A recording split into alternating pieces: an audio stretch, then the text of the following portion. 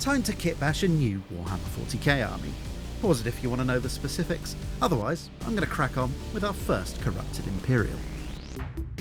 I based former Astra Militarum Sergeant Simerson on a Frostgrave cultist body, with the precast base lovingly hacked away and replaced with something a bit more 40k friendly.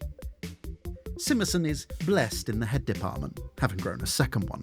Both of these came from the Age of Sigmar Deadwalker Zombie set, and after a bit of casual axe removal and some moderate hackery, both faces were joined in much the same way Krista Burr likes to dance, a reference that will disqualify about 90% of the audience and disgust the remainder.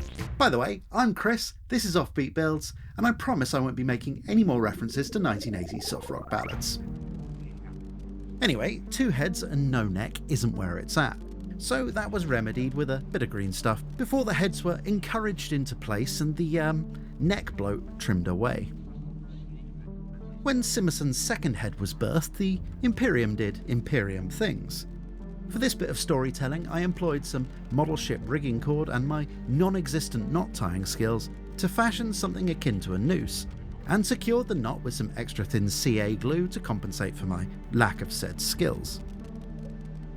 This was adhered to the model in the sort of place you'd expect, and the join hidden behind the neck, where it would later be covered up by his cloak. If you paid attention in the scouts, you could probably skip that last bit. The Frostgrave cultist kit again provided a suitable pair of arms. On the right, this one, intended for a bowman, looks like he's tugging at his noose, which is kinda neat, while the left arm was relieved of its bow hand to make way for this nice looking auto pistol from the House Escher set. Then it was Raggedy Cloak time, an important thematic element I plan to use to tie this mishmash of disparate models together. I've shown this on the channel a few times recently, so I'll be quick. Take some cheesecloth, slather it in matte Mod Podge, distress it using whatever you have to hand and your cutting wit, and slap it on the model. I use the odd drop of thin CA glue to secure it in place while the Mod Podge dries, and then give all the straggly bits some adjustment using an advanced technique I like to call prodding. To round out the model, I made up a chainsword from an old Cadian item that I had lying around, replacing the missing handle with some styrene rod. This was then attached to a backpack from the Wargames Atlantic Le Grognard set, since I've got like 40 of the things that I need to use. And once situated on the back of the model, I plopped on this friendly little skull and a couple of pouches to help sell the disgraced soldier vibe, and called it a day. I think, all things considered, Simerson doesn't seem too happy with how things are going, so let's build a trooper that's in it for the love of the game. Hob was once a doctor, or at least what passes for a doctor on an Imperial backworld. In miniature form, he's an inquisitorial agent, which meant a full course of iconographical ablation. In other words, cutting, scraping, and polishing with a fiberglass brush. After being given the precious gift of base, he was presented with a real doctor's tool from the old Cadian kit. This was cut at the shoulder pad to allow a change of pose before attaching said shoulder to the model and getting everything wrong. Look, doing stuff on camera is hard, yeah? Speaking of hard, have you ever tried to make a 28mm scale birdcage? Yeah. I started out by wrapping some coils of 0.4mm copper wire around a tube to form the horizontal rings of the cage, and after a blurry snipping session, had to skip this part of the build entirely because the footage is nothing but thumbs. But, you know, you get the gist, don't you? Bits of wire glued together in a cagey way. I lined the bottom of the cage with a pillow of green stuff. This would provide a comfortable arrangement for Dr. Hobbs' pet project, in this case provided by a Deadwalker zombie head. The top parts of the cage were then bent into position, which is easier said than done. I constructed a handle from a bit of paperclip and a jewellery spacer bead and glued it in place on top of the cage. Then I had a nice little lie down in a dark room. The outstretched arm is from a Deathcore of Krieg trooper, selected mainly because it was in my line of sight at the time, and the same can be said for the head, which came from the Chaos Cultist set, and looks appropriately menacing. Like his conjoined brothers, it did need a green stuff neck before it could go on top his torso in a manner that I can only describe as deeply conventional. Then it was cloak time and random greeble time. In this case, I think it's a World War I Mauser holster. Look, don't question it. Since the time I filmed the build, I gave Hob a backpack with a couple of Green Stuff World resin skull candles on it just to reinforce the, medical professional vibes. Let's mix things up with a Bullgrin. The core of the model is a Nurgle Putrid Blight King, with any references to daddy hygiene lopped off. In this case, I wanted the armour to have a more hammered and frankly crusty look, so gave it an overall stippling with Mr. Surfacer, which is a plastic-based primer that kind of behaves like a thin putty. Liquid green stuff or thinned plastic putty would work just as well for this. His right arm is from the Orc Commando set, and while comically large on an Orc, it's pretty much perfect size for an Ogryn. And on the other side, he got a Chaos Warrior arm with its respective shield from the Slaves to Darkness range. The head came from the Blight King's kit with the rotting antlers removed and saved for another model. Then came the usual steps of basing, DB heading, yeah that's a word, and cheeseclothing before I turned my attention to some sort of banner situation. Bits of Clippy were pressed into appropriate holes in the top of the armour to form a pair of banner poles, and a couple of spacer beads intended for jewellery making were glued in place to form some kind of decorative detail. Still in the world of jewellery, and some fine chain with a pair of jump rings was placed between the two poles to form a mighty triangle. And since I didn't feel like being in any way creative, I took the easy route and topped the banner poles with some skulls.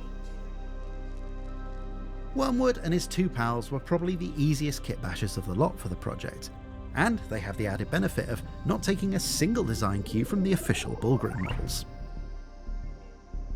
Yarrick has breathing issues, none of which is conveyed in the choice of House Cawdor parts, beyond the general malaise-adjacent aesthetic. What? Anyway, the autogun was a bit too Cawdor, so it had the spikes removed as a measure of compromise. With the autogun arm in place, I hacked around a Frostgrave cultist arm to suit Yarrick's wiry build, and secured it in place on the other side of the model. Our man needs an oxygen tank, obviously, so I chopped part of a Baneblade gun barrel and married it up with what I think is the top hatch from one of the field ordnance battery cannons. This is classic Bitsbox diving action. It doesn't really matter what the parts are, just find some interesting shapes and mash them together until you're happy. After a date with the cheesecloth, Yarrick's breathing tank was glued in place, and I set to work making some straps from more of that model ship rigging cord, which makes excellent 28mm scale rope. There's not too much to describe here, so I'll do one of those incredibly rare call to action things. Do a subscribe please, it's Christmas. Anyway, the head, which came from the Wargames Atlantic City Guard set, needed to be intubated. So, as is usual with such procedures, I broke out the drill. And with the head situated roughly where you'd expect, I turned my attention to the breathing tube. This was made from some wrapped copper wire, which I've covered making on the channel about half a dozen times in the last few months, so I'm not going to bore the regulars with another rehash. And that's Yarrick, looking as happy as a clam at high water. Now, let's make something a bit more fighty. Judge, that's fun to say, uses the only Chaos Cultist body on the entire force, but the spikes needed to go. Oh, and if you're wondering about the names, I made myself a random chaos name generator, which is a fun sort of thing that I like to do to dodge real-world responsibilities and, human interaction. Anyway, Jurge got himself a head from the Frostgrave Cultist 2 box, which is a personal favourite, as far as boxes go, and a fun little autogun arm from the Genestealer Cult Neophyte Hybrids, before moving on to his real party trick. This is an old-scale modelling technique.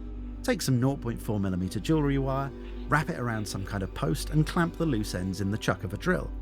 Then use the power of rotation to rotate. Another length of wire needs to be secured at whichever end you like, and a series of loops is formed using a pair of pliers both to maintain spacing and to keep tension in the wire as you wrap it. This forms the barbs, and honestly it's much simpler to do than it is to describe. I like to secure the wraps with a drop of thin CA glue before getting out the snippers and letting them do what they do best.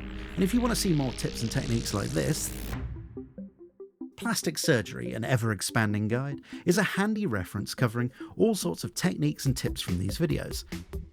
It's designed to fit in your infernal rectangle and is available as a Patreon member benefit. With the plug done and the barbed wire barbed, Jurge got himself the world's sharpest sarong. He loves it, he does, he loves it. And with some stylish cheesecloth, I was happy to call it. Now, I should say, even with fine wire, this stuff is pretty overscale, but in the context of the finished heroic scale miniature, I think it works out fine. It's fine. It's fine. This is a fun one. Merrin is a straightforward Escher Ganger Kitbash. Her main body was pretty much left as is, and a lasgun arm was selected for the pose, but I've got that no laser weapon thing going on, so the front of the lasgun got the snip. This was then replaced with the barrel from an autogun, creating some sort of autogun carbine, which I think looks pretty neat. An Escher dagger wasn't going to cut it, but a Frostgrave cultist sickle had the right vibes, so the usual cutting, pinning, gluing situation went down exactly as you would expect. I didn't like the intended pose for the arm, so glued it on using the power of hopes and dreams, knowing that I could fill the gap with green stuff and it would all be later covered up with a cloak anyway. Moving on up, and the head came from the Citadel Skulls box, and it's up to you to decide if she's wearing a mask or if she's just gone full undead goat mode. Now I could keep showing you culty little guys and girls, but I think we all know it's time to make a cuttle horse. Lord Crumb's horse is, well, it's not like the other girls, but it started out as a Chaos Knight steed, with the chaosy bits first chopped and then dremeled within an inch of their lives. A normal horse head wasn't going to work, but this giant, I want to say spider skull from the Citadel Skull set had promise. If only it had tentacles. That Tyranid Psychophage that I've had sitting in a drawer since the launch of 10th edition made the ultimate sacrifice, with its face noodles providing the perfect fit. Well, an adequate fit really, after significant dremeling of both the tentacles and the skull. To enable the unholy union of cephalopod skull and horse, green stuff was employed to fill out the hollow cavity of the horse torso, or horso. A similar lump was added to the skull and, once cured, drilled to take some chunky aluminium armature wire. This allowed me to bring both parts of the cuttle horse together and allow some tweaking to the pose once the glue had dried, and before the inevitable application of more green stuff. While things were curing, I took a look at Crumb. As a Lord Solar proxy, I wanted him to look a little bit fancy, so I dug out one of the easy-to-build Sigmarines, lopped off as much of the skirt as I could manage, assembled the main parts of the model, then cut off his legs so I could repose them with a more horse-friendly gait. I didn't get any footage of gap filling with green stuff, which will probably help with viewer retention. Anyway, for the arms, Sigmar provided, at least in the case of the right upper arm, which was de-speared, de-iconed and placed onto the model using the magic of chemical adhesion. A sword from the Chaos Knights box was similarly adhered. Over on the other side of the model, another Stormcast arm was pressed into service, with a hole drilled in the hand for some later rain-holding action. For a head, the putrid Blight Knights box once again won out, with the all-too-nurgly bell snipped off and replaced with a random dangling hand, just as the prophecy foretold. As you've come to expect, it was time for a green stuff neck, and a nice game of pin the head on Crumb. Before man and mount could become one, my earlier hackery needed to be disguised with some ratty cheesecloth barding, which really is the MVP of this army. It hides, and it's got vibes. Lord Crumb inevitably achieved his mounted status, and more inevitably gained his own cheesecloth drapery. I feel like I'm starting to go mad writing this. Did I actually say that out loud? Moving on, and it's rigging time. Crumb got himself a rope belt. I should have called him Jimbo, really. And with his hypothetical trousers hypothetically secured, I used more of that rigging rope to make some reins, which, actually now I think of it, is something you really don't see very often on mounted Wargames troops. I mean, I guess it is a bit of a pain in the... And that's Chaos. I've actually made about 30 of these guys so far, which has probably doubled my finished model count for the year. But I've got plans for loads more, which is fun. Anyway, I just wanted to say thank you to everyone that's watched and supported the channel this year, and happy holidays, whatever you celebrate, or don't.